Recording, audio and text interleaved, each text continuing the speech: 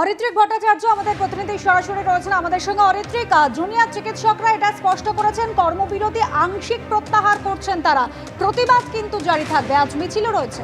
দিনে দুবার ব্যবহার করো স্টপেজ ক্রিম আর নিজেকে রাখো এভারগ্রিন কেয়াশেক আরোমা থেরাপি স্টপেজ ক্রিম, আর খুঁজে পাও নতুন আমিকে। একেবারেই তাই। দেখো, আজকে আন্দোলনের ৪১তম দিন এবং এইখানে যে স্বাস্থ্য ভবনের সামনে অবস্থান, যেটা আমরা দেখেছিলাম যে গত মঙ্গলবারে আগের মঙ্গলবার শুরু হয়েছিল, অর্থাৎ তার ১১তম দিন, এবং ১১তম দিনে এসে সেই আন্দোলন প্রত্যাহার করা হচ্ছে। এবং আজকে বিকেল ৩টের সময় একটি মিছিল করা হবে এই স্বাস্থ্য ভবন চত্বর থেকে সিজিও কমপ্লেক্স অর্থাৎ সিবিআই দপ্তর পর্যন্ত, এবং সেখানে গিয়ে তারা এই কর্মবিরতি প্রত্যাহার করছেন আংশিকভাবে। কীরমভাবে প্রত্যাহার হবে, যেটা বলা হচ্ছে প্রতিটি হাসপাতালের ক্ষেত্রে জরুরি পরিষেবার বিষয়টি কিছুটা আলাদা, এবং সেই জায়গায় দাঁড়িয়ে প্রত্যেকটি হাসপাতালের যারা আন্দোলনকারী জুনিয়র চিকিৎসক রয়েছেন তারা তাদের মতন করে এসওপি ঠিক করবেন এবং সেই মতন করে তারা কাজে ফিরবেন। পাশাপাশি আরও একটা বিষয় বলা রয়েছে যে রাজ্যে বন্যা পরিস্থিতি তৈরি হয়েছে। এর আগে আমরা দেখেছি মুখ্য সচিব, মুখ্যমন্ত্রী বারবার এই বন্যা পরিস্থিতিতে ছাত্রছাত্রীদের কাজে যোগদান করার দিকে নজর দিয়েছিলেন, তাদেরকে সেদিকটায় নজর দিতে বলেছিলেন। সেই জায়গা থেকে তারা যেটা করছেন যে সেখানেও তাদের যে পরিষেবা সেটাকে বাড়িয়ে দেওয়ার চেষ্টা করছেন। তার ফলে প্রত্যেক জুনিয়র চিকিৎসক যে সরাসরি এই মুহূর্তে হাসপাতালে যোগ দেবেন এমন নয়, কেউ কেউ কিন্তু এই বন্যার কাজে যাবেন। দুটিভাবে তারা কাজ করছেন। গতকাল রাত্রির থেকেই আমরা দেখেছি এখানে যে প্রচুর সামগ্রী সাধারণ মানুষ পাঠিয়েছেন, শুকনো খাবার, জল, সেগুলোকে তারা এখান থেকে প্যাক করে সরিয়ে নিয়ে যাওয়ার কাজ শুরু করেছেন।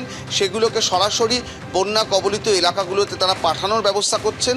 এবং আমরা জানি যে গত কয়েকদিন ধরে বিভিন্ন জায়গায় এই জুনিয়র চিকিৎসকরা বিভিন্ন রকমভাবে স্বাস্থ্য শিবির তৈরি করেছিলেন, যাতে সাধারণ মানুষ তাদের কাছে এসে সরাসরি স্বাস্থ্য পরিষেবা পেতে পারে।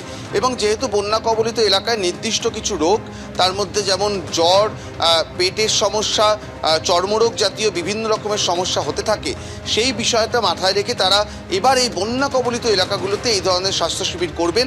তার দুটো উদ্দেশ্য, মানুষের কাছে আরও পৌঁছে যাওয়া এবং দ্বিতীয়ত পরিষেবার কাজটা চালিয়ে নিয়ে যাওয়া। সার্বিকভাবে এই আন্দোলন এখান থেকে আজকে দুপুর ৩টের পর প্রত্যাহার হবে, তারপর মিছিল করা হবে এবং তারপরে তারা কাজে আংশিকভাবে যোগদান করবে। কিন্তু তারা যেটা বারবার বলছেন, তাদের বিভিন্ন দাবি দেওয়ার জায়গা এখনও সবটা পূরণ হয়নি এবং কিছু ক্ষেত্রে লিখিত প্রতিশ্রুতি দেওয়া হয়েছে, তার জন্য নির্দিষ্ট সময় দিতে হবে। সেই আন্দোলন কিন্তু জারি থাকবে বলছেন জুনিয়র চিকিৎসকরা। অনেক ধন্যবাদ অরিত্রিক।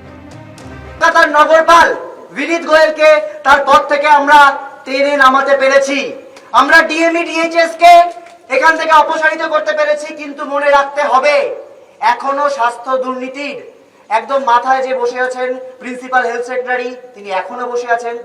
মাননীয় মুখ্যমন্ত্রী বলেছেন যে সময় লাগবে, আমরা সেই সময়ের অপেক্ষায় রয়েছি। সুপ্রিম কোর্টে এই নিয়ে লিগ্যাল ফাইট কিন্তু আমাদের চলবে, আমাদের লিগ্যাল ফাইট চলবে। এই যে থ্রেট কালচার, এই থ্রেট কালচারকে সমূলে বিনাশ করার জন্য প্রত্যেকটা কলেজে এনকোয়ারি কমিটি বসাতে হবে।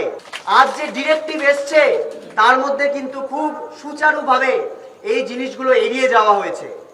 আমরা আজকে যে বন্যা পরিস্থিতি তৈরি হয়েছে তার কথা মাথায় রেখে এবং আংশিক যে জয় আমরা পেয়েছি সেই জয়ের কথা মাথায় রেখে আমরা কালকে মিছিলের পর নিজ নিজ কলেজে ফিরে যাব, ধর্ণা মঞ্চে ফিরে যাব এবং আমরা একটা স্ট্যান্ডার্ড অপারেটিং প্রসিডিওর তৈরি করব, এসওপি, যে এসেনশিয়াল সার্ভিস বলতে আমরা কি কি মনে করছি। এবং আমরা আংশিকভাবে, মনে রাখতে হবে, আংশিকভাবে আমরা সেই এসেনশিয়াল সার্ভিসে কিন্তু পরশুদিন থেকে জয়েন করছি, এটা দেখানোর জন্য যে আমাদের সদিচ্ছা রয়েছে এবং আংশিক জয়কে স্বীকৃতি দিয়ে আমরা জয়েন করছি। কিন্তু আমাদের যে যে জিনিস পাওয়া বাকি আছে তার জন্য কিন্তু আমাদের আংশিক কর্মবিরতিও চলবে, রাজপথেও আমাদের আন্দোলন চলবে, সুপ্রিম কোর্টেও আমাদের আন্দোলন চলবে।